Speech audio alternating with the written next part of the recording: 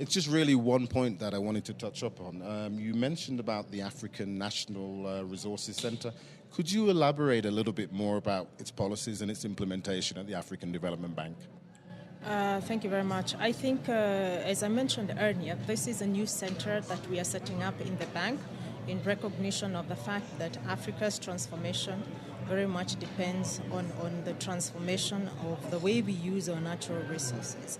And in this regard, what we are doing with the Natural Resources Center is we're planning to sit and work together with all our governments to support them in terms of having a fair, transparent, and equitable policies, as I indicated earlier, to exploit the resources that they have in a socially inclusive and a sustainable manner.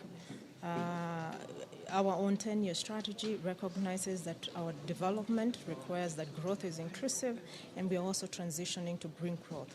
So part of the responsibilities of the center as well is to help work with the continent, the different governments, to make sure that the exploitation of the natural resources also leads to a sustainable and green development path. Because the last thing we want is a situation where we have our natural resources exhausted, we have wealth created, short-term wealth created at the expense of long-term sustainability. And this is a recognition of the fact that environmental issues have to be addressed, climate change issues have to be addressed, and of course issues related to land specifically that we are talking about here are very complex. They need to be contextualized, as one of the speakers said. We need to be conscious of the fact that it's not just an economic good.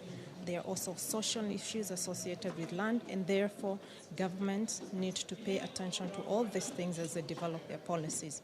And the African Natural Resources Center of the bank will be accompanying African governments in the formulation of the appropriate and implementation of the appropriate policies.